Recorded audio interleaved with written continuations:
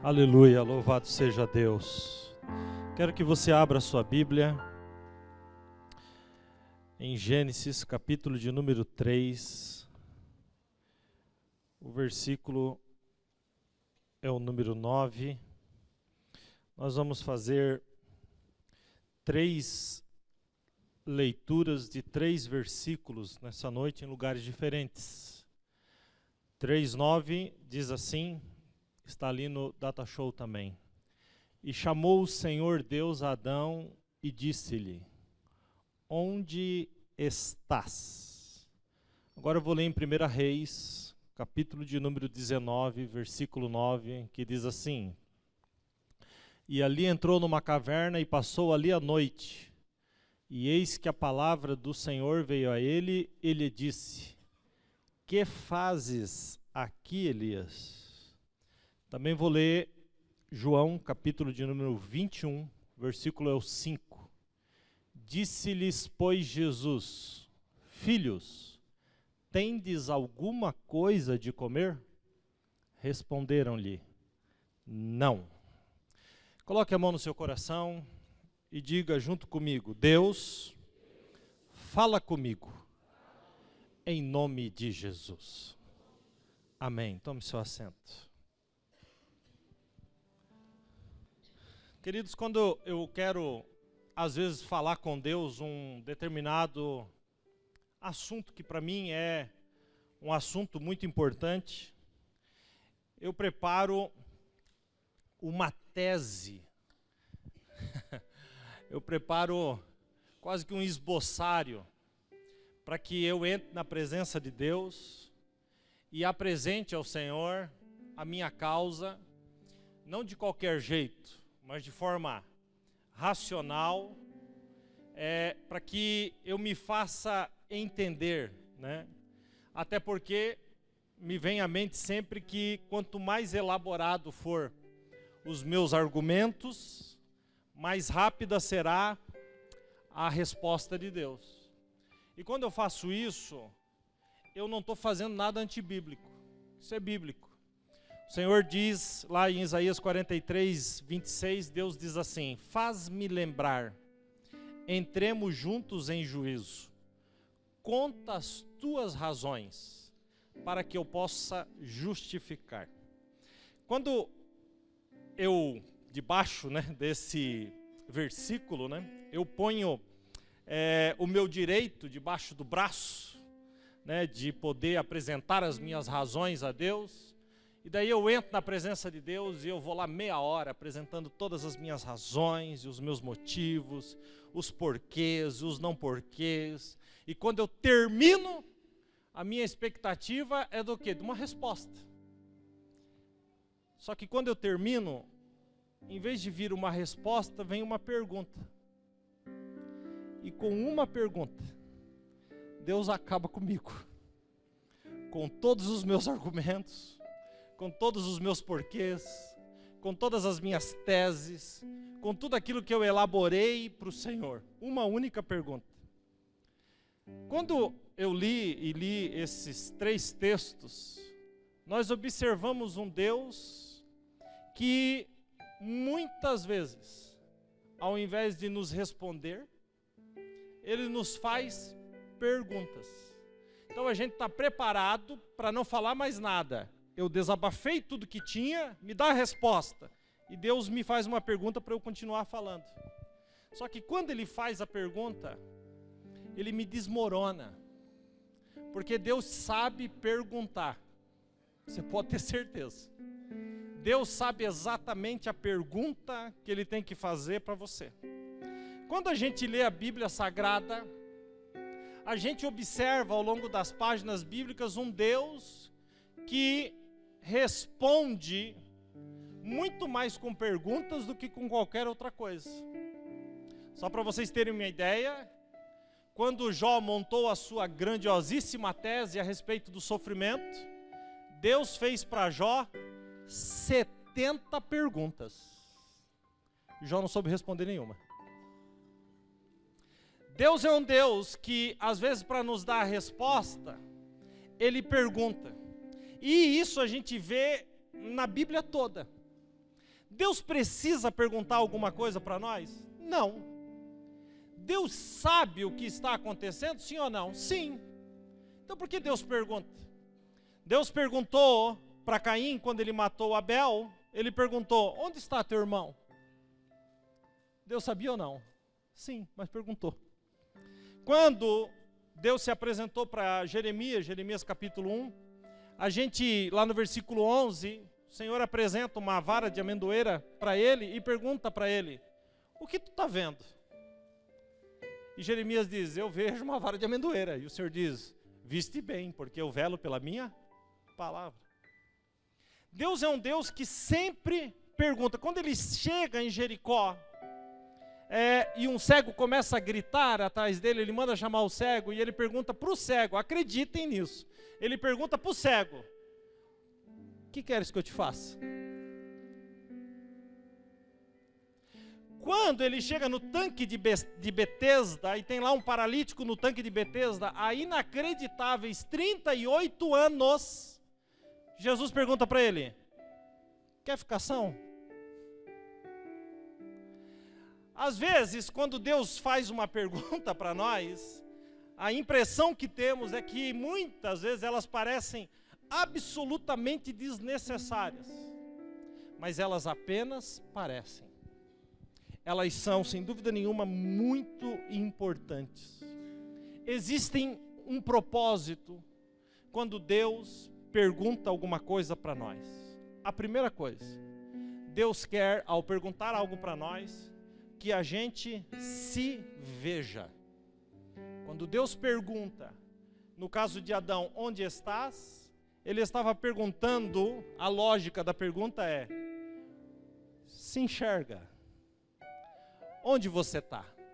Então, quando Deus faz uma pergunta, desperta duas coisas em nós. A primeira, onde eu estou?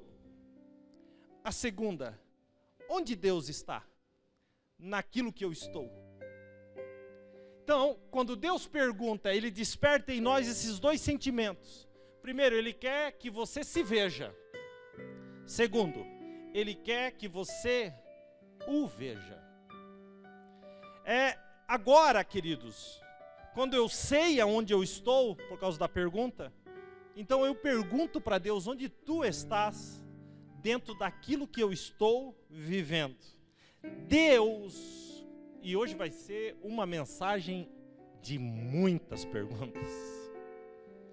Deus está envolvido nas coisas que você está envolvido?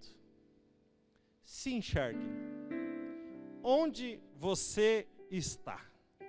E onde está Deus no lugar que você está? Então enxergue antes de mais nada a sua vida. Faça aí abra sua mente para isso. E depois de você se enxergar, pergunte-se aonde Deus está. Quando você se vê e vê onde Deus está, então o Senhor começa a partir daí te confrontar. Então Deus, Ele é um Deus maravilhoso. Por quê? Porque Ele confronta sem ofender.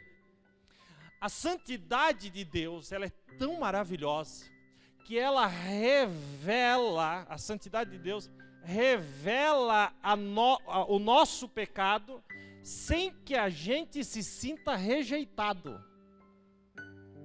A santidade de Deus, irmãos, revela o nosso pecado. E quando Ele revela o nosso pecado, que é a primeira pergunta, onde estamos, né? O pecado é revelado. Esse Deus, essa santidade é tão maravilhosa que ela revela o pecado, a necessidade desse pecado ser removido, mas Ele faz isso sem que a gente se sinta rejeitado. Muito pelo contrário, Ele faz a gente se sentir amado. Dá para entender a mente de Deus? Como Deus, Ele é maravilhoso. De vez em quando, Deus pergunta para nós a respeito de algo. Normalmente, Deus nem faz uma imposição. Normalmente, Deus nem toca no assunto que na nossa vida está afrontando a santidade dEle. Normalmente, Deus nos faz uma pergunta que faz com que tudo caia diante dele e fique nu diante do Senhor. Porque quando percebemos onde estamos, somos confrontados pelo Senhor. E aí, quando somos confrontados pelo Senhor, nós saímos da fantasia espiritual e entramos numa realidade espiritual. Pastor, o que é a fantasia espiritual? Você não sabe onde está, você não sabe onde Deus está e você acha que está tudo certo. Isso é fantasia. Isso é fantasia. Então Deus, através de muitas vezes de uma única pergunta, Deus tira de nós todos os nossos argumentos e nos revela que nós estamos longe do Senhor, que o Senhor está longe de nós e que nada está certo na nossa vida. Uma pergunta. E quando Deus pergunta, o inferno estremece, porque o inferno sabe que quando ele pergunta é porque ele quer transformar a vida de quem quer que seja. E Deus já me fez tantas perguntas ao longo da minha vida. Deus me fez tantas perguntas. Todas as vezes eu tenho a impressão que todas as vezes que eu entro na presença de Deus para apresentar as minhas queixas e as minhas dificuldades, as minhas lutas, os meus problemas, eu tenho a impressão que Deus olha para mim e diz: eu não vou te dizer nada, eu vou te fazer uma pergunta. E aí, a partir dessa pergunta, você vai entender tudo que está acontecendo na sua vida. Deus podia entrar aqui nessa noite, querido, ou de repente lá na sala do teu quarto, ou na sala da tua casa, ou dentro do teu quarto, se assentar lá no sofá da sua casa. E se Deus se assentasse no sofá da sua casa junto com você, o que Ele te perguntaria? E aquilo que Ele fosse perguntar, você estaria preparado para responder? Se Deus hoje te fizesse uma pergunta dessas que Ele já fez para mim: a quem você está ouvindo? O Senhor já me fez esse tipo de pergunta. Quem você ouve para tomar uma decisão? Qual é o nível espiritual da pessoa com quem você se aconselha? Quem senta na sala da tua casa para falar contigo? Responda. Quando a gente começa a responder, a gente começa a perceber que muita coisa acontece na nossa vida por causa de nós mesmos. Querido, Deus diz para Adão: de toda árvore do jardim não comerás, mas da árvore do conhecimento comerás, mas da árvore do conhecimento do bem e do mal, dela não comerás, porque no dia em que dela comeres, certamente morrerás. Quem disse isso? Quem disse isso? Deus. Aí o diabo vem e repete a mesma coisa que Deus disse e diz assim: mas certamente não morrerás. Observe, ele acrescenta algo. Ele usa a Bíblia e acrescenta algo.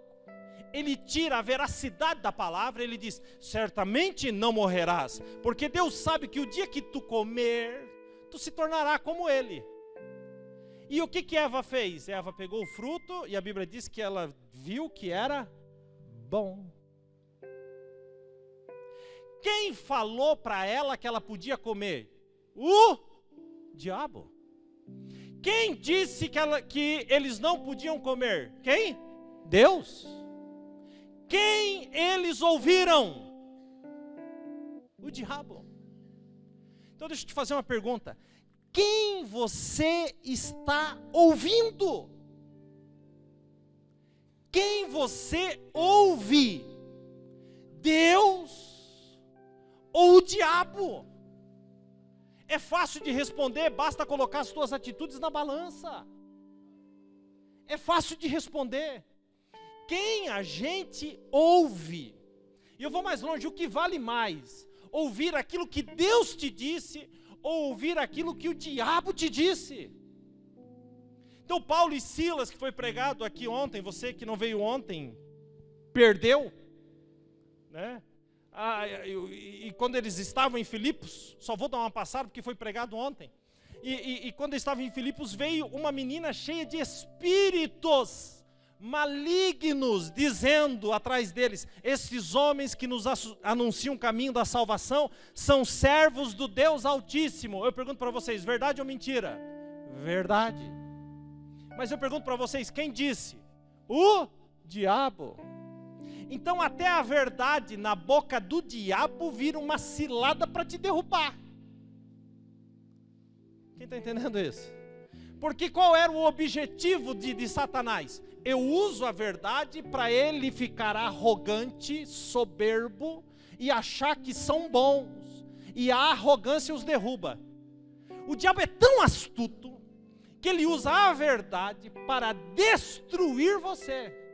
O diabo é tão diabo que ele teve a capacidade de tentar Jesus, o Filho do Deus Altíssimo, 3 vezes com a palavra de Deus.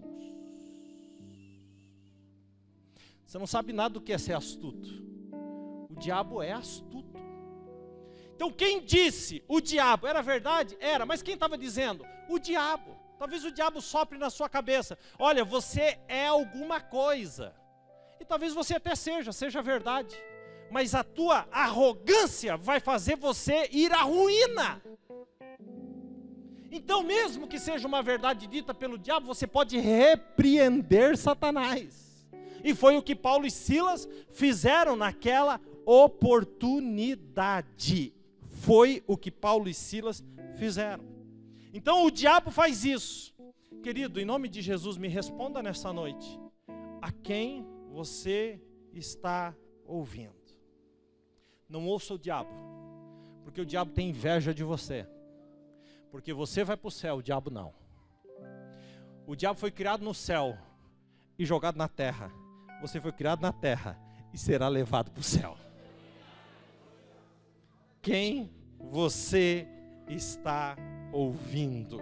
Não importa o que te disserem, fique com aquilo que Deus te disse. Amém? Então fique com aquilo que Deus te disse. Então às vezes a gente está lá no sofá de casa reclamando e falando e falando e falando. Aí o Senhor senta e a gente fica: Senhor, Senhor, Senhor, Senhor, Senhor, Senhor isso, Senhor aquilo, Senhor isso, Senhor aquilo. E aí o Senhor olha para nós e às vezes faz uma pergunta: tu te lembra o que eu já fiz por ti? Acabou.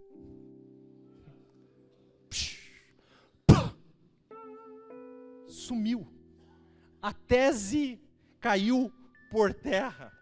Deus começa a nos lembrar de tudo que Ele já fez. Querido, quem você está ouvindo? Deixe que o Senhor reine na sua vida e ouça o que Deus está te dizendo nessa noite. Primeira pergunta: quem você está ouvindo? Segunda pergunta que eu poderia fazer aqui, e eu estou fazendo perguntas que já foram feitas para mim, então eu tenho autoridade para fazer.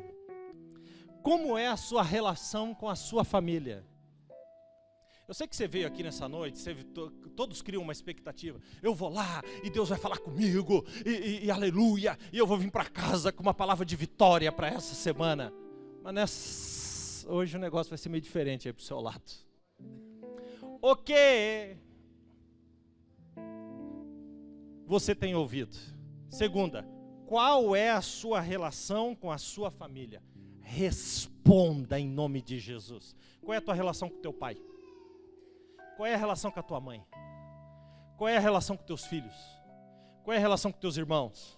Qual é a relação com teu cônjuge? Imagine Deus sentado na sua frente, na sala da sua casa, e olha bem para você e pergunta assim: como anda o seu casamento? Aí a gente senta diante de Deus e começa: Senhor, por que me aconteceu isso? Porque, Senhor, a luta levantou, porque o diabo está furioso. Nunca ouvi dizer que ele não fica furioso, que ele está calmo, sempre está furioso. Mas o diabo está furioso. Eu nem sabia que o diabo ficava calmo. O diabo é furioso mesmo, e o diabo está furioso. Jesus, ele quer destruir. Aí o Senhor olha para dizer assim: como é que está o teu casamento? Aí você diz: não, não é esse o assunto. Jesus diz: o meu contigo é: como está o teu casamento? Como está a tua relação com o teu pai? Como está a tua relação com a tua mãe? Como está a tua relação com a tua família? Como está a tua relação com os teus filhos? Como está a sua família? E aí o Senhor aperta, né? Como que você é visto dentro da sua casa? Como você é visto dentro da sua família? Eu vou até apertar para valer. Como você é visto pela sua sogra?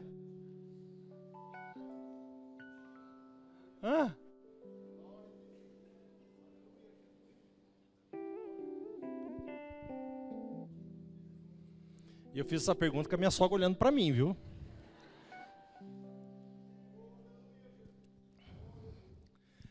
Como está a tua relação com os teus filhos? Querido, será que nós vamos esperar o diabo devorar os nossos filhos para a gente acordar e fazer alguma coisa? Como está a tua relação com a sua família? Talvez a grande brecha na sua vida seja o teu relacionamento familiar. Olha, com essa pergunta emendo outra. Você faz falta? Você faz falta? Esses dias atrás, lendo 2 Crônicas, eu me deparei com essa história que eu já li um monte de vezes, de um rei chamado Jeorão, que tinha 32 anos quando começou a reinar e reinou 8 anos e morreu. Quantos anos ele tinha quando morreu? 40, a minha idade. E, eu sei que não parece, mas eu tenho 40. Não sei se para mais ou para menos. E a frase final a respeito de Jeorão é chocante. A Bíblia diz assim lá em 2 Crônicas 21, 20. E reinou 8 anos em Jerusalém. Escute agora. E foi, sem deixar saudades, e sepultaram-no. Você faz falta? Responde para mim. Onde você chega, você causa um bem-estar? Um mal-estar? Que tipo de companhia você é? Deixa eu fazer uma pergunta para você. Quando você não está em casa, a tua mulher sente falta?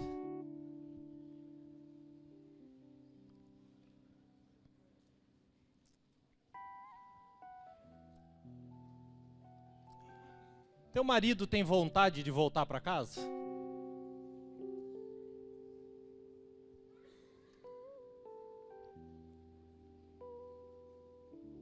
Os teus filhos sentem falta de você?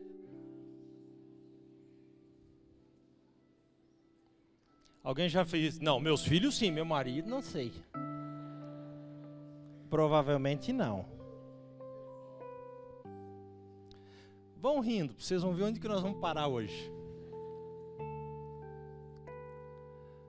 Queridos, Deus está aqui nesse lugar. Quantos estão entendendo o que Deus está falando? Diga amém. Querido, você inspira as pessoas do seu convívio. As pessoas olham para você e dizem assim, poxa, eu queria ser como ele, inspirador. Você inspira essas pessoas? Deixa eu fazer uma pergunta aqui para as mães. Os seus filhos gostariam de casar com uma mulher igual a você? Ai, Jesus Cristo. Deixa eu fazer uma pergunta aqui para os pais. As suas filhas, ou a sua filha, sei lá, gostariam de casar com um homem igual a você?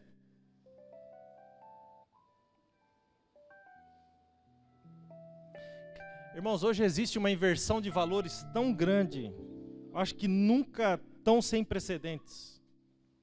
Hoje, antigamente, as filhas queriam ser igual às mães. Quem lembra dessa época, diga amém. Hoje as mães querem ser igual às filhas.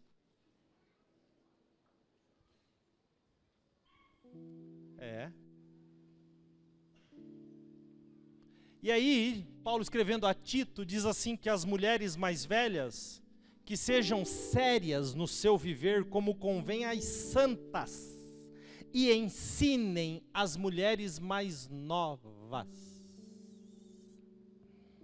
Mulher que está aqui nessa noite, se valorize dentro da idade que você tem. Se valorize dentro da idade que você tem. Valorize isso. Isso é lindo. Uma mulher que se valoriza dentro da idade que tem. Valorize a posição que Deus te deu. Quando nós estamos vivendo o propósito de Deus, nós somos inspiradores. Talvez o Senhor te pergunte nessa noite o que você está disposto a fazer para agradá-lo. O que você está disposto a fazer para agradá-lo? E quando Deus nos pergunta isso, Ele não nos pergunta dentro de um ambiente como esse. Ele quer saber quando ninguém vê. sem prêmio, sem aplauso, sem microfone. O Senhor pergunta: apenas para mim, o que você está disposto a fazer para me agradar? Quando Deus pediu tudo que Abraão tinha, Abraão pegou aquilo que ele mais amava e subiu no Monte Moriá sozinho. Ele e o sacrifício. Se ele tivesse levado Sara, teria sido diferente, porque Sara ia entrar pelo meio para brigar. Se ele tivesse levado os seus servos que ficaram com jumentos, teria sido diferente, os servos poderiam ter impedido. Por isso ele entra no lugar mais difícil, mais alto, da mais profunda obediência, sozinho. Então fica muito difícil a gente viver o cristianismo que a gente vive.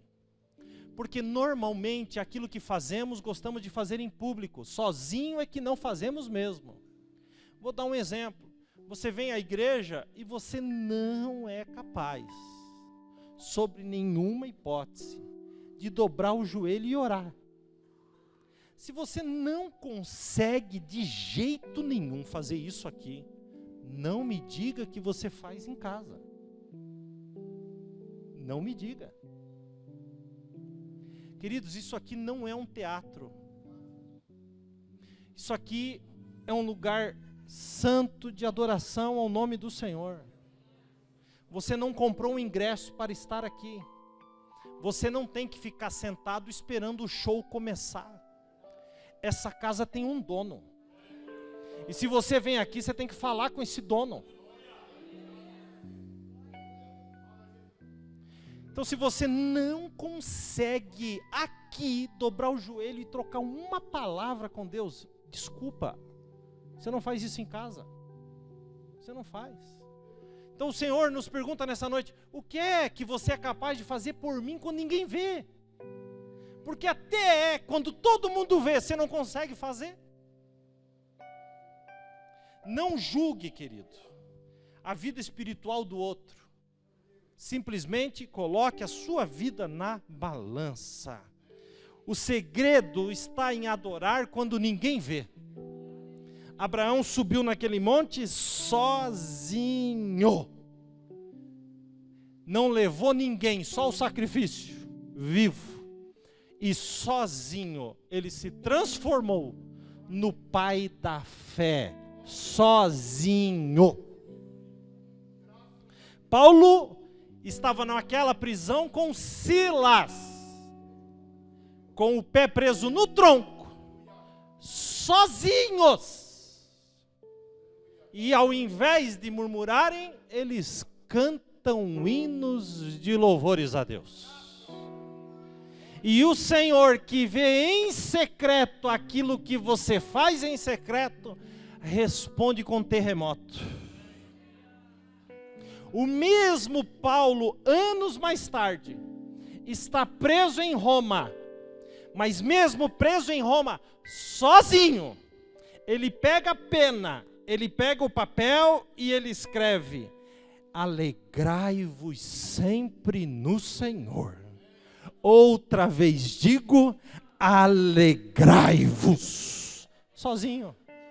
Porque quem está com o Senhor, não importa onde esteja, tem alegria. E ele termina escrevendo aos Filipenses no capítulo 4, no 7, ele diz assim: e a paz de Deus, que excede todo entendimento. Por que todo entendimento? Porque na mente, no entendimento dele, ele podia questionar Deus: o que é que eu estou fazendo dentro desta prisão? Eu não fiz nada. Esse era o entendimento dele, mas ele alcançou um nível de adoração tão profunda, que ele diz que a paz que excede todo o meu entendimento, guardará os vossos corações e as vossas mentes em Cristo Jesus. O que você está disposto a fazer? E aí a gente vem para a igreja, e qual é a tua expectativa? Seja sincero. Sua expectativa é: Deus, me agrade. Seja sincero. Eu preciso que tu faça isso, e que tu faça aquilo, e que tu realize isso, e que tu realize aquilo, para que tu me agrade. E aí hoje vocês tomaram uma invertida, porque Deus está aqui perguntando, e você vai fazer o que para me agradar? O que você é capaz de me fazer para me agradar? Querido, se enxergue, lhe enxergue, em nome de Jesus. 3 perguntas. 3 textos eu li nessa noite, e eu não sou bobo nem nada, eu sei exatamente o que eu vim fazer aqui. Primeira pergunta, o Senhor pergunta assim: onde estás? A segunda pergunta, Deus pergunta assim: que fazes aqui? A terceira pergunta, Deus pergunta assim, através do seu Filho Jesus, o Deus Filho: tendes alguma coisa que comer? 3 perguntas. Essas 3 perguntas permeiam a nossa vida, em tudo aquilo que a gente faz. A primeira qual é? Onde estás? Quando Deus pergunta isso, a gente passa a se perguntar, porque Deus só pergunta isso: onde estás? E a gente começa a se perguntar: meu Deus, onde eu estou? Meu Deus, onde eu vim parar? Meu Deus, olha o que eu estou fazendo. Meu Deus, tem misericórdia da minha vida. Deus entra na nossa vida e pergunta: onde você está? Querido, responda onde você está. Você pode responder: pastor, estou na igreja. Amém, eu também estou. Mas não é isso, é mais do que isso. O que você está vivendo? Onde você chegou? Quais são os teus sentimentos? Os teus pensamentos? Quais são os teus julgamentos? Onde você está? Né? E aí já vem o Senhor com uma segunda pergunta: onde você me deixou? Onde você me deixou? Você me colocou para fora dos seus planos, dos seus negócios, dos seus pensamentos. O Senhor pergunta: onde você está? Querido, fisicamente você está dentro da igreja. Quem entende isso, diga bem. Olha que benção, estamos aqui sim. Onde nós estamos? Dentro de uma igreja. Então eu vou te fazer a segunda pergunta: o que fazes aqui? O que fazes aqui? Deixa eu te fazer uma pergunta: o que você veio fazer aqui nessa noite? Pelo amor de Deus, me responda. Não, pastor, eu vim no culto. Você veio no culto, mas não está prestando culto.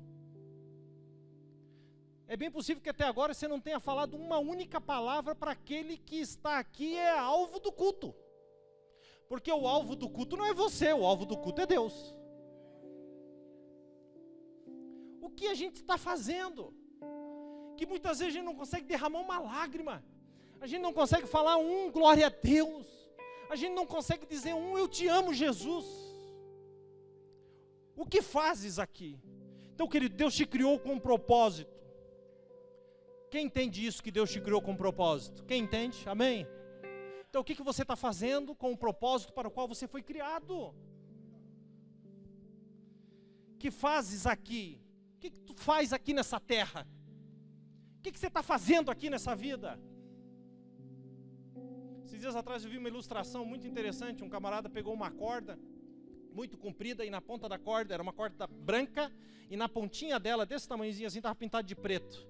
E ele mandou esticar aquele rolo de corda e foi, e entrou dentro de uma porta e sumiu. E ele disse: essa corda representa a eternidade. Não sei se você viu isso. Essa corda representa a eternidade. Ela some. Essa pontinha preta aqui é a vida que você tem aqui na terra. E você está passando esse tempo todo preocupado só com o que está acontecendo aqui, sem se lembrar que tem toda uma eternidade para frente. Toda uma eternidade para viver. Que fazes aqui? O tempo está correndo. Você já nem é mais novinho. Você já não é mais tão novinho assim. Ontem você tinha 13, 14. Olha aí quantos anos você já tem. O tempo está voando. E o Senhor pergunta, o que fazes aqui? Ele perguntou para Elias. E o que Elias fez? Elias saiu da caverna. O Senhor disse para ele, vai cumprir o teu propósito, por favor. Você ainda tem que colocar um profeta no teu lugar, você tem que ungir rei, vai! Sai dessa caverna, que fazes aí?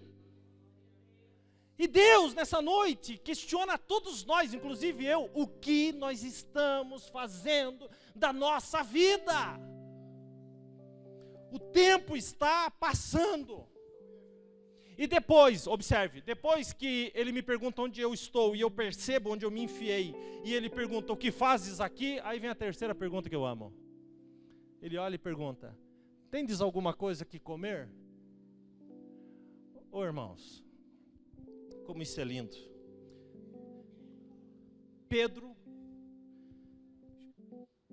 voltou para a pescaria. Jesus ressuscitou, Pedro não acreditava em mais nada. Pedro está dentro de um barco e tentou pescar a noite toda. Aí olha o que Jesus faz. Se fosse eu, ia chegar na praia e ia dizer assim, ô, tu aí, lembra que eu te falei do galo? Eu não te disse que tu ia me negar? Vai enfiar a cara onde agora? Mas eu não sou Jesus. Jesus chega na ponta do mar, lá no mar da Galileia, e ele, tem alguma coisa para comer aí?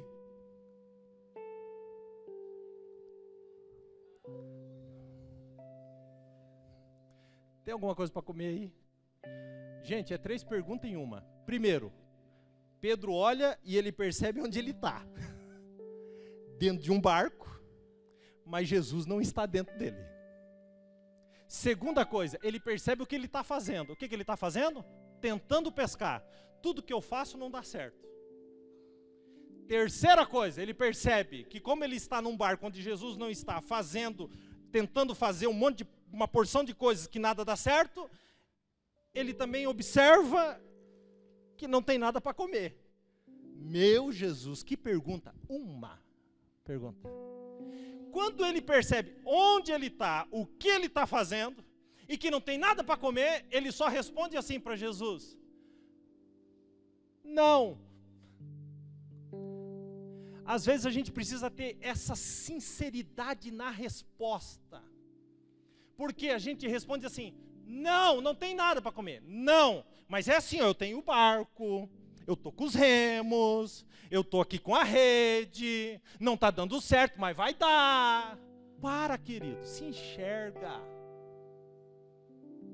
Jesus pergunta, tem alguma coisa para comer onde você está e naquilo que você está fazendo? Seja sincero, diga, não. Eu estou fraco, eu estou morrendo de fome, tudo que eu tento fazer não dá certo, eu estou dentro de um barco que tu não está. Tem alguma coisa que comer aí? Ele pergunta. Não. Aí Jesus lá da praia, se fosse eu, ia dizer para ele, mas claro que não. Você disse que não me conhecia. Mas Jesus diz assim para ele, lança a rede do lado direito aí do barco.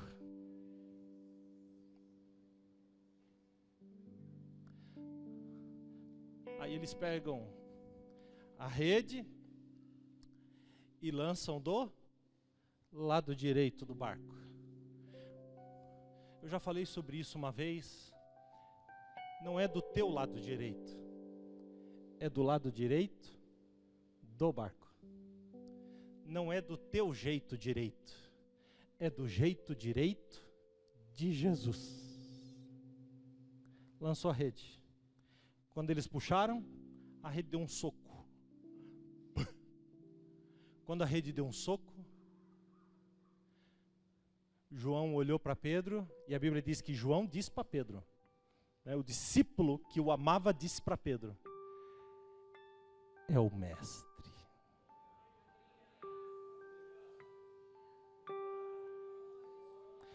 Não, não pode ser, porque ele não me perguntou da hora que eu neguei.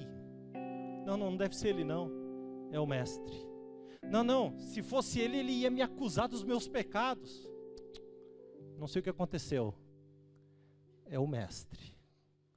E Pedro olhou e disse: será que é ele mesmo? Mas por que ele não falou nada? Ele só me fez uma pergunta. Querido, Deus só está te fazendo uma pergunta aqui nessa noite. Tem alguma coisa para comer?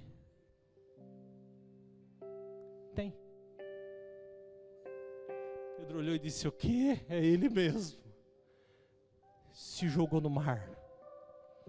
Foi nadando. Quando ele chegou lá na praia, estava Jesus sentado.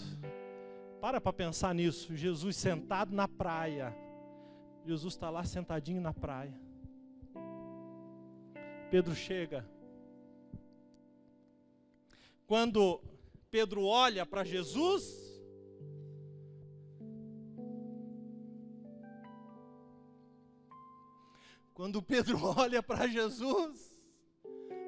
não acredito. Tu fez uma fogueira? Tu fez pão? Eu não mereço. Não é possível. E aí Jesus disse: pega dos peixes aí que você trouxe e traz para cá. Eu já falei isso, vou repetir de novo, porque eu amo. E eles pescaram 153 grandes peixes. Quantos peixes eram? Que tamanho? Quantas espécies de peixe tinha no mar da Galileia nesta época? 153 espécies. Você achou que era 153 tilápia? Não. São 153 peixes, cada um de uma espécie, o maior de cada espécie. Você não conhece Jesus.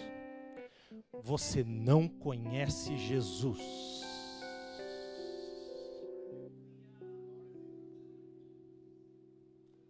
Traz dos peixes, colocou, e aí vocês conhecem a história. Pedro senta, e junto com Pedro está a agenda. Eu acho que eu consigo me livrar pelo menos de alguma coisa, porque aqui na minha agenda eu anotei 50 desculpas. E aí Jesus pega a agenda e diz assim: fecha.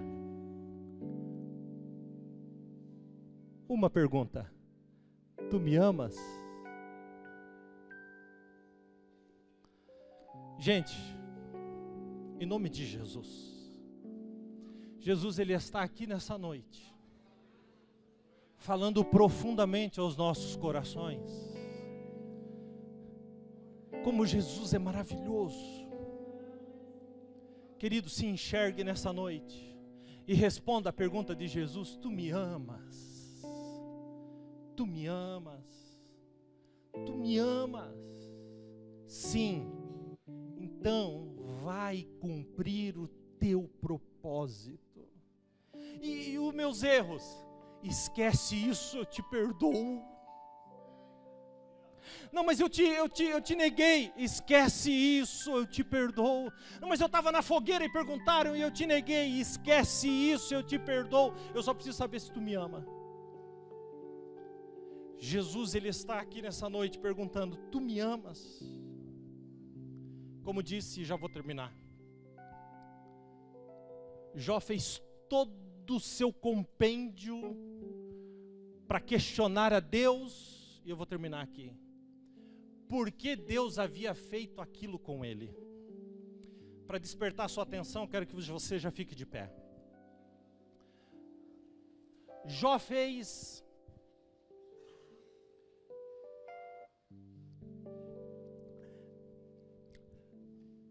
tudo o que ele podia, ele juntou todos os documentos para mostrar para Deus que ele não podia estar sofrendo.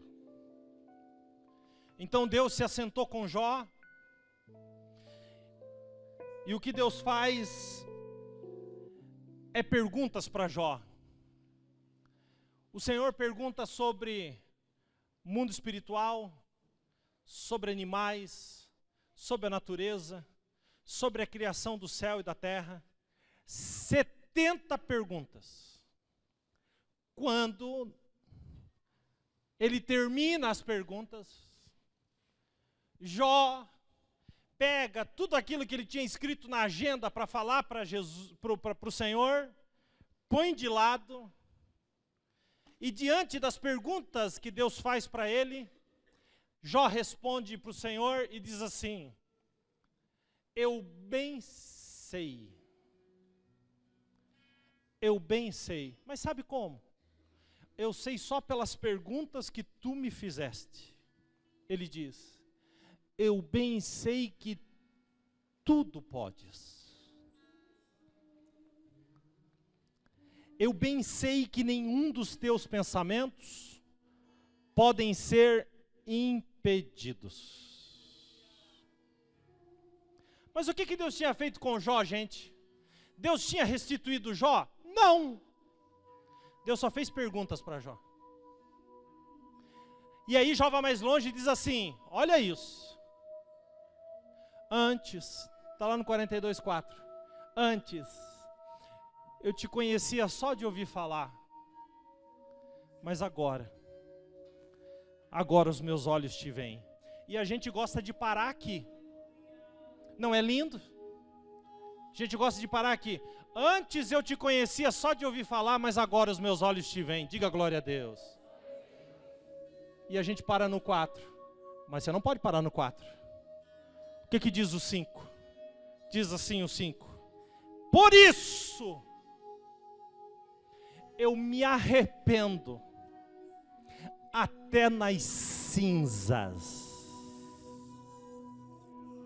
Você pode achar a Bíblia muito bonita. Lembre-se que o diabo também acha.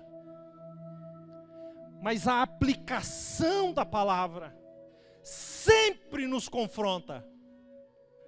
Então Jesus nessa noite pergunta aqui 3 perguntas. Responde com toda sinceridade. Primeira, onde você está? Seja sincero com Deus a respeito da sua vida espiritual.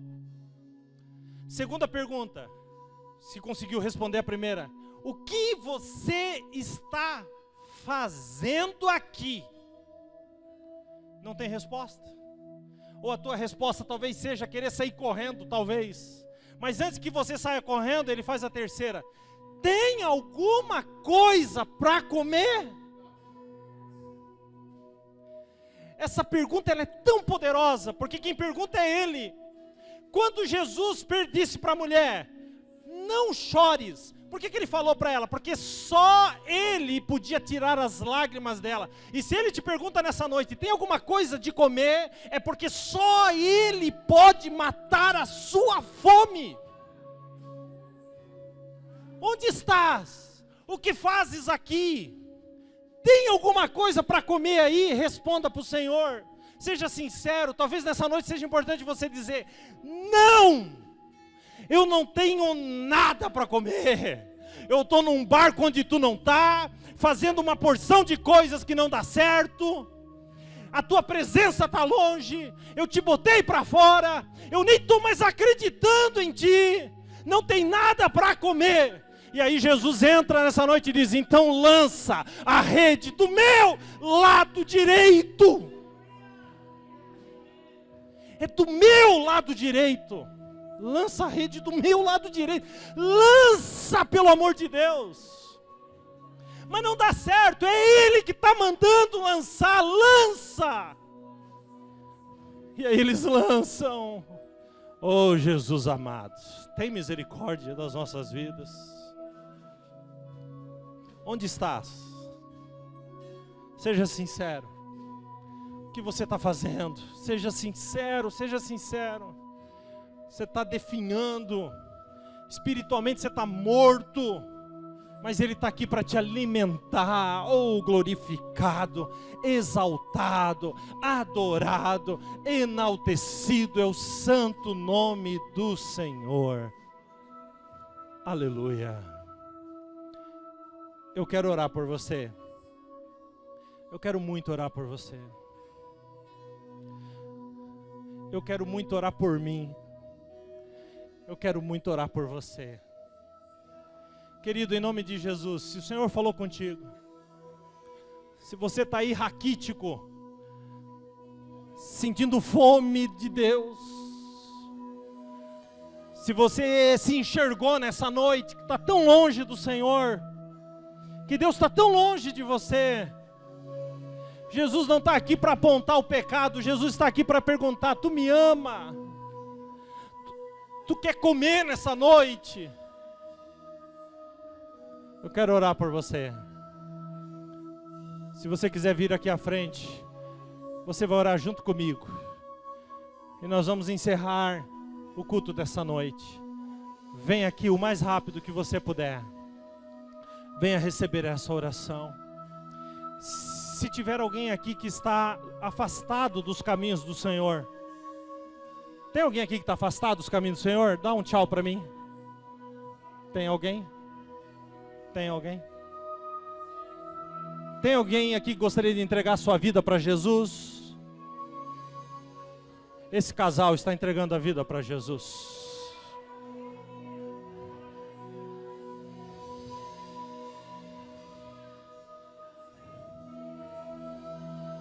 Oh, Jesus lindo.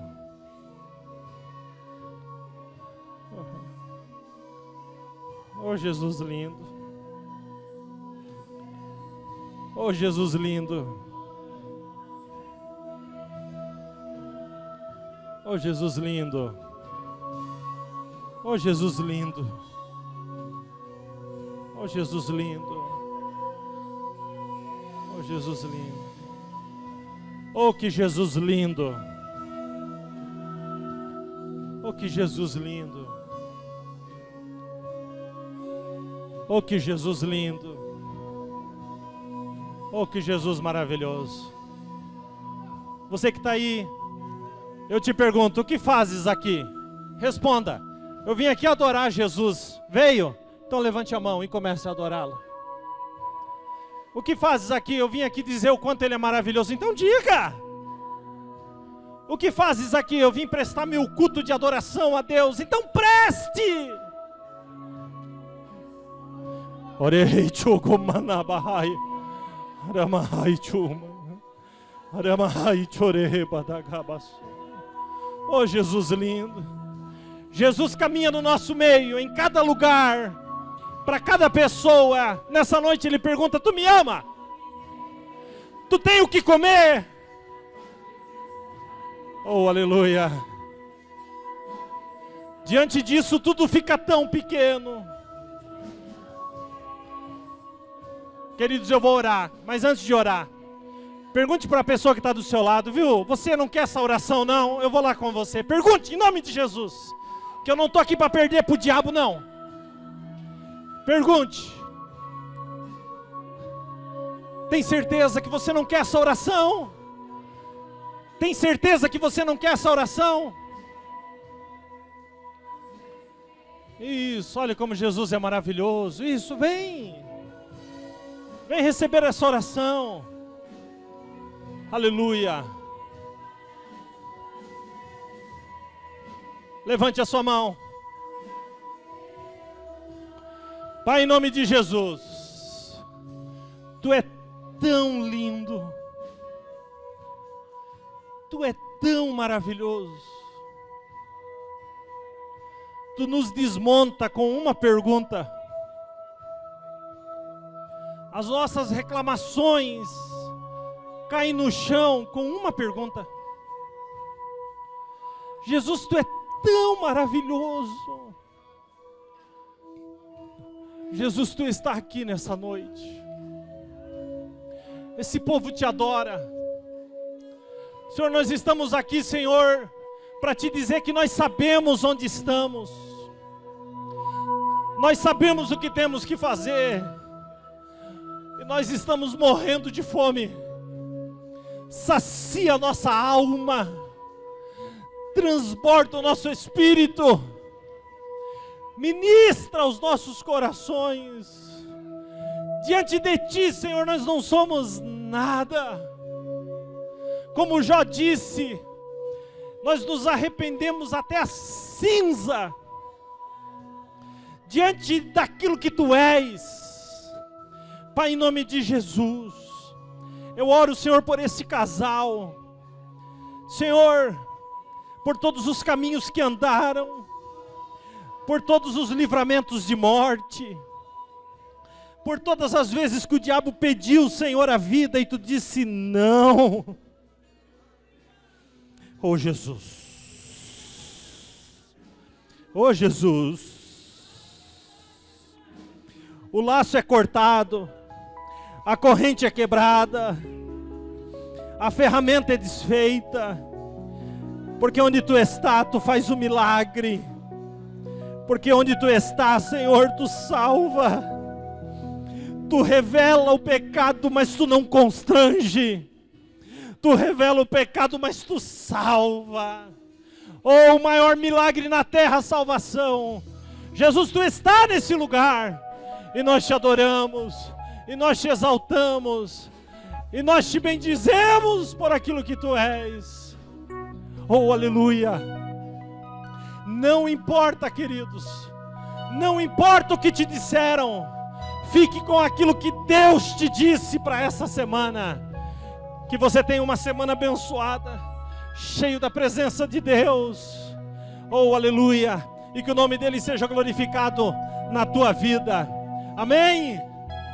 Erga a sua mão mais alto que você puder.